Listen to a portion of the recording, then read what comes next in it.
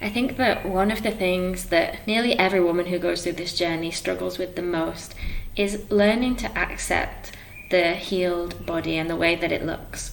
Because so many times, the reason that women lose their period is because they're too focused on changing their physical appearance, and that leads them down a path of really punishing their body, not eating enough food and over exercising, to the point that their body gets really stressed out and the menstrual cycle stops. And this is exactly what happened to me. And I think I was in denial because my weight, even though I was doing all of these kind of disordered eating behaviors, my weight never actually dropped below what is considered a normal BMI. I was right on the bottom, so my BMI was about 18, something like that, 18.5. So according to doctors and the medical standards, I technically wasn't underweight for my body, and this prevented me from healing for a long time because I felt like I was normal, there was nothing wrong with me, and I didn't need to gain any weight. And I'd become so attached to this tiny little body that I was in. I'd allowed my identity to become this really petite, tiny, cute person, and also someone who's very interested in health and fitness. So I was always like the fit one, the skinny one, and I think I just wrapped my identity too much up in this, and I didn't value the other aspects of my personality enough to be able to let go of the weight and allow my body to reach its natural set point. So this reluctance to gain weight actually kept me stuck in this kind of quasi-recovery state for a long time. I was able to back off on my exercise and start eating more food and more intuitively, but I still had this block. I still had this desire to keep my weight under control. I allowed my body to gain some weight, but I still had this limit of where I would allow it to go. And I still felt uncomfortable with just completely releasing and surrendering control and allowing my body to do whatever it wanted. And that would mean listening to my appetite completely and listening to my energy levels, so resting whenever my body felt tired and never pushing myself to do something if my body wasn't sending me the signals to do so. And yeah, I was really in this place for a long time, and I guess many women can relate because it's really hard.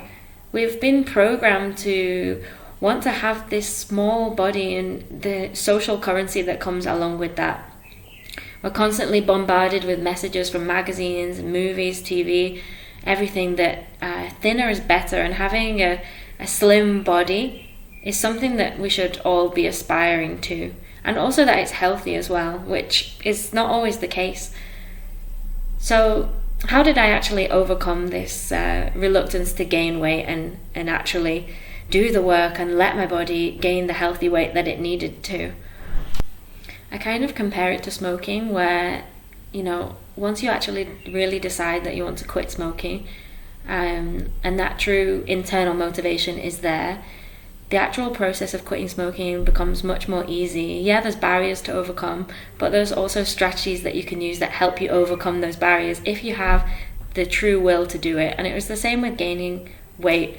Until I was really ready and my desire to get my period back and get truly healthy was really solidified, I wasn't able to allow myself to gain weight. And even when I did make that decision inside and I really had that why that was pushing me forward, it was still a struggle, but I had something to hold on to, and this really helped me to overcome those barriers.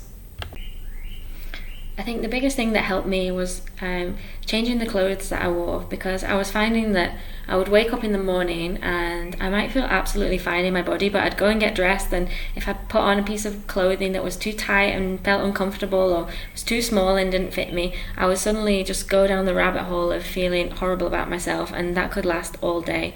So I quickly realized that I needed to change my wardrobe and especially wear clothes that were more comfortable and had a little bit more breathing room, because having a tight waistband didn't really go well with the amount of food that I was eating at that time.